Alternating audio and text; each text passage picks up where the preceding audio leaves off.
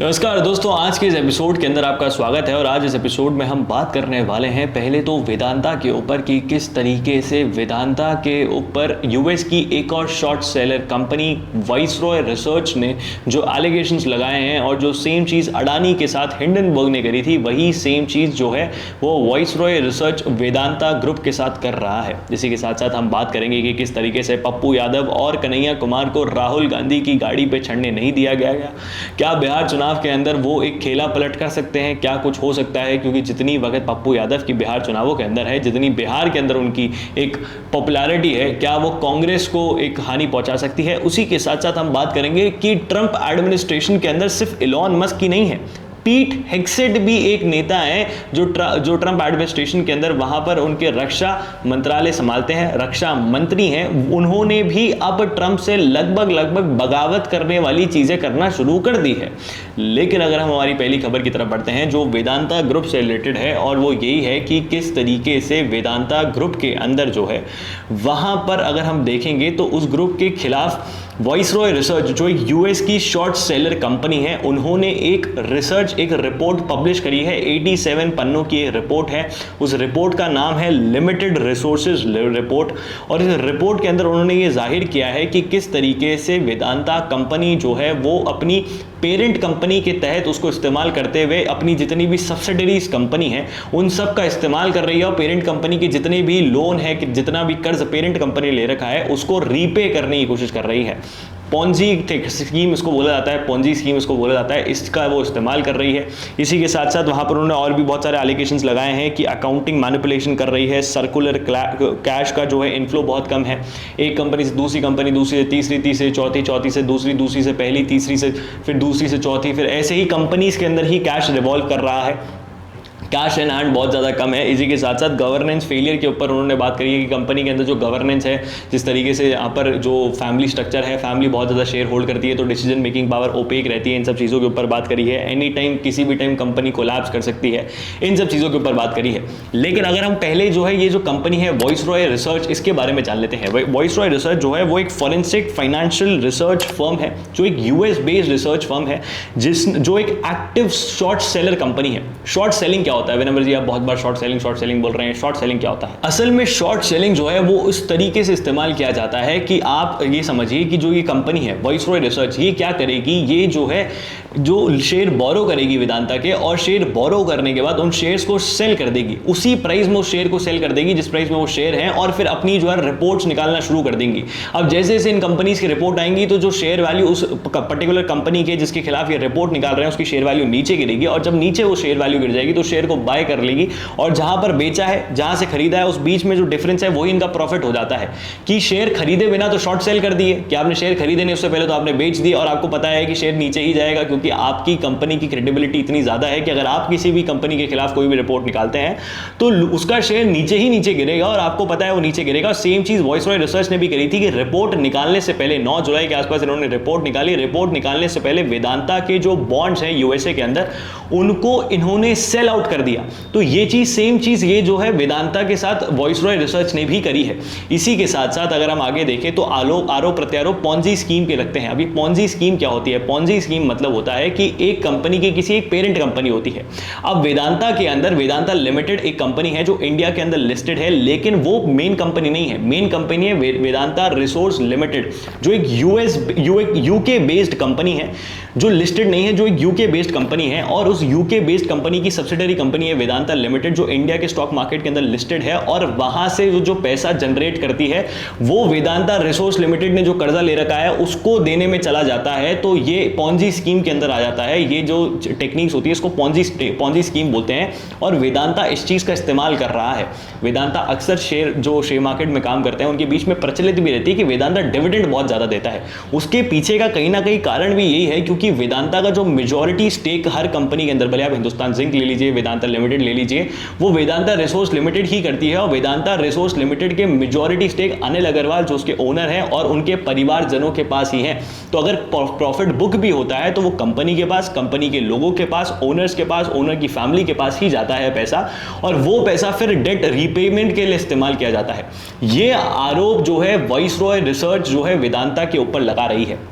अब आप इस चीज़ को समझिए, जिस तरीके से ये आरोप जो है वेदांता के ऊपर लगाए गए, ये इस चीज़ को बढ़ावा देते हैं, इस चीज़ के बारे में बताते हैं कि किस तरीके से वेदांता के खिलाफ जो है ये सारी चीज़ें चल रही हैं। सेम चीज़ हमने अडानी वाले मामले में भी देखी कि इस तरीके से अडानी के खिलाफ हिंडनबर्ग ने जितनी भी चीज़ें करना शुरू कर दी, वो इस चीज़ को दर्शाता है कि किस तरीके से अडानी के शेयर बहुत ज़्यादा गिर गए, वेदांता के शेयर भी गिरे। वेदांता लिमिटेड जो इंडिया के अंदर लिस्टेड है उसके शेयर 8% लगभग तक गिर गए। हिंदुस्तान जिंक जो वेदांता रिसोर्स लिमिटेड की ही सब्सिडरी है, पहले एक PSU था, फिर प्राइवेटाइजेशन के थ्रू वेदांता रिसोर्स लिमिटेड के अंडर आ गई, वहां के शेयर भी 5% गिर गए। इनफैक्ट वेदांता के जो USA के अंदर बॉन्ड्स थे उनके प्राइजेस भी गिर गए हैं। और बॉन्ड्स किसने सेल किए थे सबसे पहले? रिपोर्ट पब्लिश करने से पहले वॉइसरॉय रिसर्च ने, जो एक USA based short seller company है। मैं ये नहीं कह रहा कि वॉइसरॉय रिसर्च सही है, वेदांता गलत है, वेदांता सही है, वॉइसरॉय रिसर्च गलत है। सेबी को इसके अंदर जांच पड़ताल करनी चाहिए, भारतीय सरकार को इसके अंदर एक बार देखना चाहिए कि क्या सारी चीज़ें निकल कर आ रही हैं, क्या उनकी आंखों से जो चीज़ रह गई क्या वो किसी और ने देख ली। क्योंकि अगर इसके अंदर नुकसान किसी का होता है तो वो वॉइसरॉय रिसर्च या फिर वेदांता है, उनके टॉप जो लॉबी है उनका नहीं होता है। जो मिनॉरिटी शेयरिंग होल्डर्स हैं, जिनके पास बहुत ही छोटा चंक होता है शेयर का, किसी का 100 शेयर है, 1000 शेयर हैं, या फिर कुछ 10,000 लगभग शेयर हैं वेदांता के, उनको एक नुकसान पहुंचता है क्योंकि वो माइनॉरिटी शेयर होल्डर्स होते हैं। और सबसे ज़्यादा नुकसान अगर किसी को पहुंचता है इन सब मामलों में तो उन्हीं को पहुंचता है। लेकिन अगर हम हमारी खबरों को अगर आगे बढ़ाते हैं और आगे की तरफ बढ़ते हैं तो हमें पता चलता है कि बिहार चुनाव जो है, वहाँ पर ये चुनाव चल रहे थे और वहाँ पर कल जो है भारत बंद की घोषणा करी गई। अब जो बिहार बंद की घोषणा उन लोगों ने करी, उस घोषणा के अंदर राहुल गांधी वहाँ पर पहुंचे, तेजस्वी यादव के साथ वो अपनी रैली को चला रहे थे, एक ही गाड़ी में वो लोग सवार थे।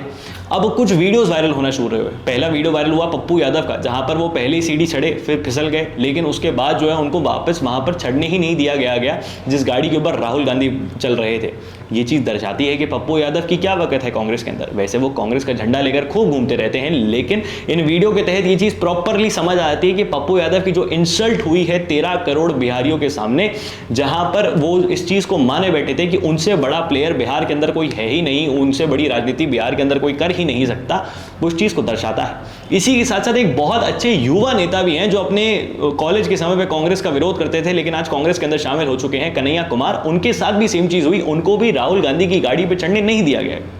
तो आप इस चीज़ को भी सोचिए कि किस तरीके से ये सारे काम करे जा रहे हैं, कि ये कहीं ना कहीं अटकलें तो नहीं लगाई जा रही, क्योंकि मीडिया रिपोर्ट्स तो कह रही है कि जिनको गाड़ी पे चढ़ने से मना कर दिया गया है, क्या पता उनका अगली बार टिकट कट जाए, उनको कुछ मिले नहीं। क्योंकि कन्हैया कुमार ने इस तरीके से रिजल्ट तो कांग्रेस को अब तक दिया नहीं है जो कांग्रेस एक्सपेक्ट कर रही थी उनसे, इससे बढ़िया तो CPI में ही थे। लेकिन जिस तरीके से ये चीज़ें निकल कर आई हैं, ये दर्शाता ज़रूर है कि उनकी इंसल्ट हुई है। भले ही वो बाद में मीडिया को आके कुछ भी बयान दे दें कि पैर फिसल गया था, ये हो गया था, वो हो गया था, वगैरह वगैरह वगैरह चीज़ें, लेकिन ये दर्शाता है कि किस तरीके से कांग्रेस के अंदर वही लोग से ऊपर चढ़ सकते हैं जो गांधी परिवार के नजदीक हैं। भले आप युवा हैं, आप कितने एक्सपीरियंस्ड है, फर्क नहीं पड़ता। कांग्रेस युवाओं को कितना सपोर्ट करती है, कितना नहीं करती है। और कन्हैया लाल को चढ़ने से मना कर दिया गया, उसके ऊपर दर्शा दिया जाता है कि उनकी पॉपुलैरिटी कतई कम नहीं है। भले वो पप्पू यादव हो या फिर कन्हैया लाल हो, दोनों की पॉपुलैरिटी बिहार के अंदर बहुत अच्छे से भरपूर है। इलेक्शन भले कन्हैया कुमार नहीं जीत पा रहे हो, लेकिन उनकी पॉपुलैरिटी बहुत अच्छे से निकल कर आ रही है।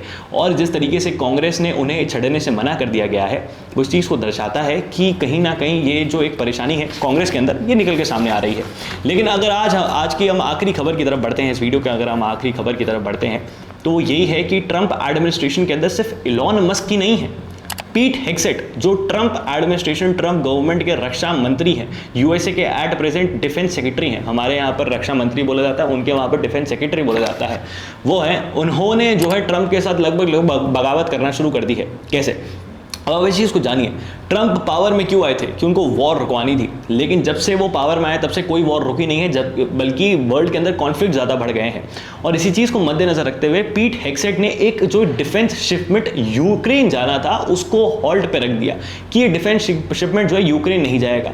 अब यही सेम चीज़ जब जो है डोनाल्ड ट्रंप से उन पत्रकारों ने पूछी, CNN के पत्रकार, सबसे पहले CNN ने इस चीज़ को ब्रेक करा, जिसको डोनाल्ड ट्रंप कहते रहते हैं कि फेक न्यूज़ प्रोपेगेंडा है, फेक न्यूज़ प्रोपेगेंडा है। उन्होंने इस चीज़ को ब्रेक करा कि पीट हेग्सेट ने जो है एक जो डिफेंस शिपमेंट यूक्रेन जा रहा था उसको रोक दिया। और इसके बाद जो है डोनाल्ड ट्रंप ने इस चीज़ को, जब डोनाल्ड ट्रंप से इस चीज़ में सवाल पूछे गए तो भाई पता ही नहीं है, उन्होंने तो जब अलाउ कर दिया है कि भाई भेज दीजिए, तो पीट हेग्सेट ने कैसे रोक दिया। उसके बाद जो है USA ने फटाफट से 150 mm artillery shells, GMLRS guided multi launch rocket system, precision guided rockets होते हैं इसके अंदर, वो जो है यूक्रेन भेजा। इसी के साथ साथ हेलफायर मिसाइल जो है, जो हेलीकॉप्टर्स में लगती है, एयरक्राफ्ट में लगती है, उसको जो है फटाफट से यूक्रेन भेजा। ये शिपमेंट को फटाफट से यूक्रेन पहुंचाया गया। लेकिन जो पीट हेग्सेट ने करी है, सेम लगभग ऐसी एक गलती पीट हेग्सेट पहले भी कर चुके हैं, जहां पर उन्होंने सिग्नल के ऊपर खुद की ही जो उनकी प्रॉपरली कैबिनेट है उसकी चार्ट्स को, सिग्नल चार्ट्स को, ग्रुप चार्ट्स को लीक कर दिया था, जो यमन के ऊपर अटैक कर रहे थे। लीक क्या कर दिया था उन्होंने गलती से, जो है एटलांटा आसपास एक न्यूज़पेपर है, एटलांटा यूएसए के अंदर जगह है, उसके आसपास का एक न्यूज़पेपर है, वहाँ के एडिटर इन चीफ को उसके अंदर ऐड कर दिया था। अब आप सोचिए कि एडमिनिस्ट्रेशन कितना पुअर है कि वो कहाँ पर अटैक करने वाले हैं, क्या सब चीज़ें करने वाले हैं। वो उस चीज़ के अंदर, व्हाट्सएप ग्रुप, उस सिग्नल के ग्रुप के अंदर, व्हाट्सएप नहीं सिग्नल के ग्रुप के अंदर, वहाँ पर जो है अपने दूसरे मीडिया पर्सनल्स को ऐड कर देते हैं, जिससे रिपोर्ट जो है पब्लिक हो जाती है। पीट हेग्सेट ये चीज़ कर चुके हैं, ये गलती कर चुके हैं। और सेम चीज़ जो है इलॉन मस्क ने जो है डोनाल्ड ट्रंप के साथ कर रखी है कि पहले वन बिग ब्यूटीफुल बिल के विरोध के अंदर और भी बाकी सारे विरोध के अंदर। तो डोनाल्ड ट्रंप की एडमिनिस्ट्रेशन के अंदर कहीं ना कहीं झोल है, ये चीज़ निकल कर आ रही है, दिख रही है कि डोनाल्ड ट्रंप इस चीज को बताना नहीं चाहते। लेकिन डोनाल्ड ट्रंप तो एक शोमैन है, जितनी भी चीज़ें वो कर रहे हैं कि कभी व्हाइट हाउस की रिपोर्ट छाप देता है कि वहाँ पे इनसाइडर के उधर से एक रिपोर्ट निकल जाती है, मीडिया हाउसेस को क्लेम भी करते हैं, सारे मीडिया हाउसेस के ऊपर रिपोर्ट छापते हैं कि व्हाइट हाउस के इनसाइडर ने ये चीज़ कही है कि डोनाल्ड ट्रंप अगर टैरिफ पे कुछ भी कह रहे हैं तो वो फेक न्यूज़ है, उसको मत मानिए, वो फालतू है बातें, ये है वो है। बांग्लादेश के ऊपर टैरिफ जो है डोनाल्ड ट्रंप ने लगा दिया। सोचिए बांग्लादेश क्या ही एक्सपोर्ट करता होगा यूएसए को, जहाँ पर जो है डोनाल्ड ट्रंप ने उनके ऊपर टैरिफ लगा दिया। ये सारी तमाम चीज़ें जो है जितनी भी निकल कर सामने आ रही हैं, वो इस चीज़ को दर्शाती है कि किस तरीके से डोनाल्ड ट्रंप का एडमिनिस्ट्रेशन पुअर है। अब हमने आपको 3 खबरें बताई, अब आप अपनी राय जो है नीचे कमेंट बॉक्स के अंदर लिखे ज़रूर बताइएगा। इस वीडियो को शेयर करें, ज़्यादा लोगों तक पहुँचाएं। जय हिंद, जय भारत, भारत माता की जय, और हाँ, पानी बचाएं।